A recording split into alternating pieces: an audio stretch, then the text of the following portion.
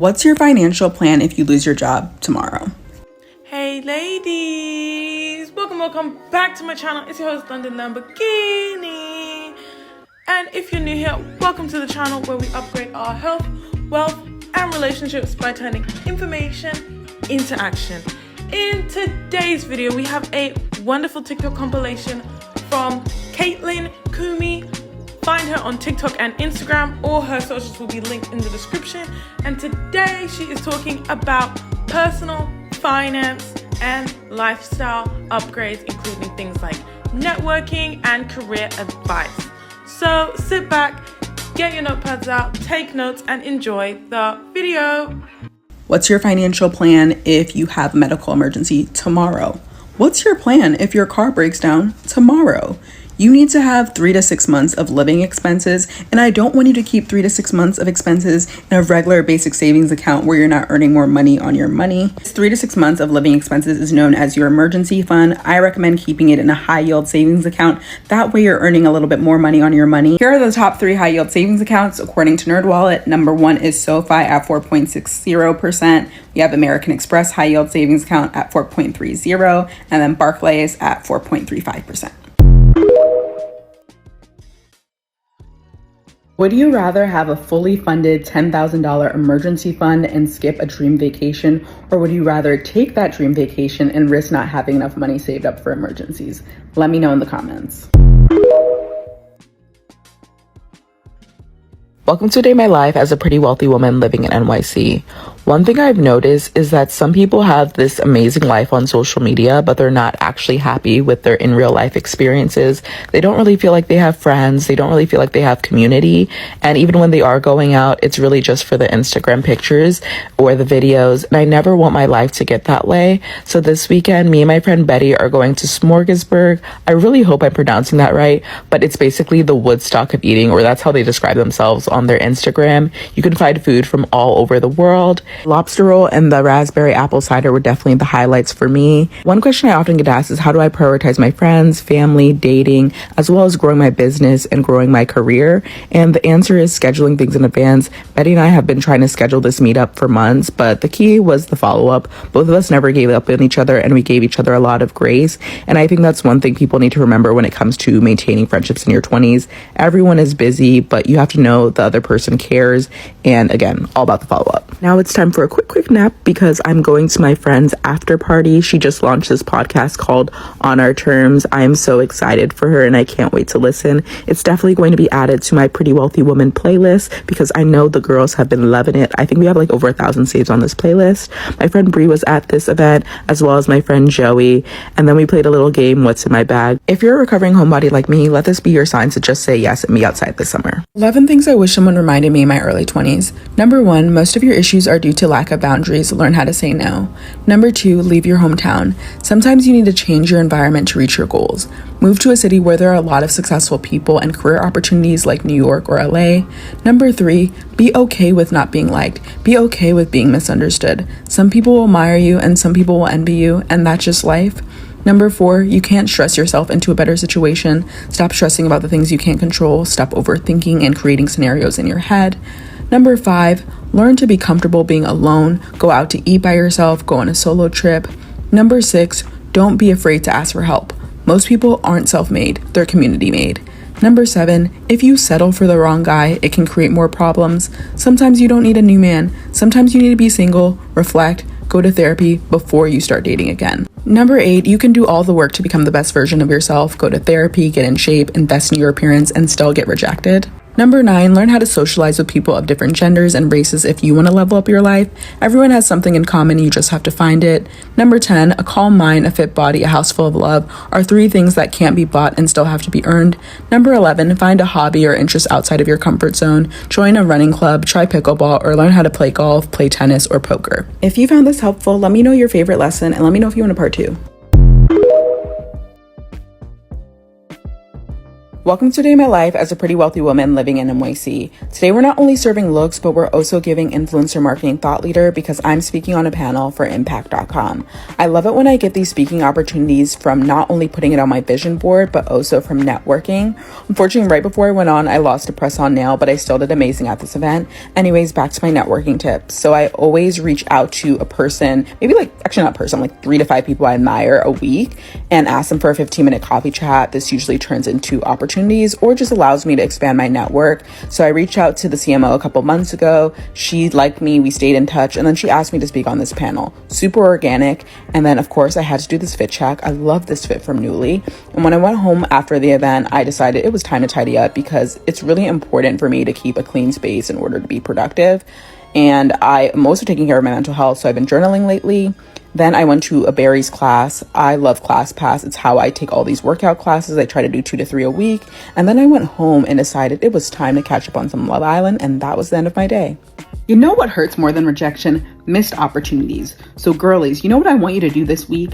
I want you to shoot your shot. Shoot your shot when it comes to love. Shoot your shot when it comes to friendship. Shoot your shot when it comes to career opportunities. Don't be that girly 5 years from now, 10 years of now, talking about what you would have done, what you could have done, what you should have done. No, go ahead and do it today.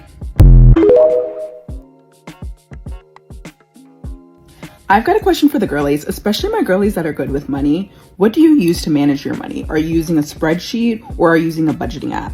I personally prefer budgeting apps. In the past, I've used Mint, but Mint shut down. Then I moved to Marcus by Goldman Sachs. I really like Marcus by Goldman Sachs, but then that also shut down. So what have you been using? Let me know what budgeting apps you recommend, or if you have a spreadsheet or tracker, drop the link. Your appearance, your relationships, your education.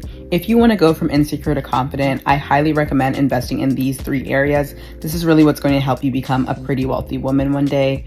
Your appearance is always where I recommend starting, just because it's the easiest to see change in a short amount of time. So you can start going to the gym, you can start going to workout classes so you feel better about your physical, because I believe when you look good, you feel better. You can start improving your makeup, you can start getting a skincare routine, just some actionable steps to help you feel like your most beautiful self. 2, you'll have that confidence. Then I want you to start investing in your relationships. This is not only your dating life, this is also your friendships.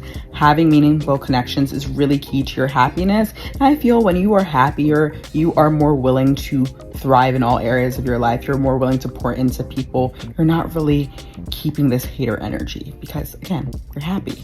And relationships are really essential to that. The third one is your education. We love an intelligent baddie. We love someone who knows how to talk about diverse topics, whether it's politics, whether it's makeup, whether it's fashion, whether it's culture, whether it's traveling. The list goes on and on. Make sure that you are investing in your education. And this does not necessarily mean going to grad school. This could be listening to podcasts. This could be reading books. Let me know which area that you plan on focusing on. All of the girl bosses are burned out. In your 20s and 30s, it is important to be ambitious, but it is also important to build a beautiful life.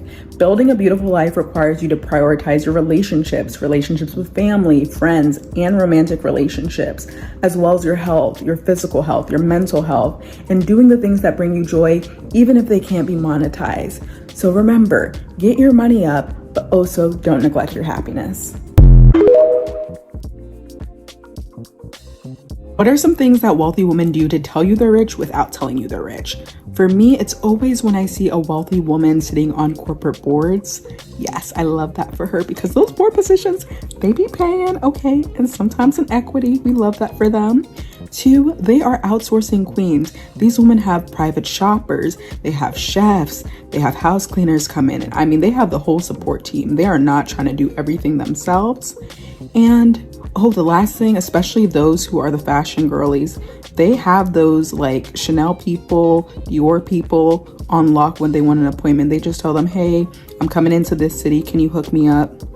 That's how I know.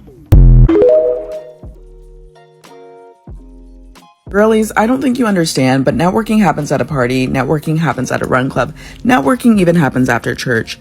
Networking can be fun, you just have to go to the right events or be the event curator. So if you hate networking, it's probably because you think networking means going to an event, business casual attire, talking to 10 people, sharing your LinkedIn with 5 people, and setting up 2 coffee chats before you leave. To some extent, you can expand your network in that way, but personally, I find it draining. I recently co-hosted another game night mixer with my friend Brianna for my close friends and my mutuals. Hosting these events has been great for strengthening my existing relationships and meeting new people. Whenever I'm curating my invite list, I think about people with good character and good vibes, and it is always a good time. So my next in-person event is going to be Sip and Swap in NYC. So if you want to come to that future event or my future events in general, make sure you sign up for my Miss Empower email newsletter. When you realize that your dream lifestyle might not be as expensive as you think, you make different money moves. Next time you're on your commute to work, I want you to listen to this episode on The Journey by Morgan DeBon. It's a great podcast, especially if you're focused on building wealth, improving financial literacy, and just living a happy, fulfilled, wealthy woman life. This is the podcast for you. She really talks about the difference between being rich and wealthy, the mindset shifts you have to make, which is so important. Yes, we need to know the foundations like budgeting and all that stuff, but the mindset, she really gets into it.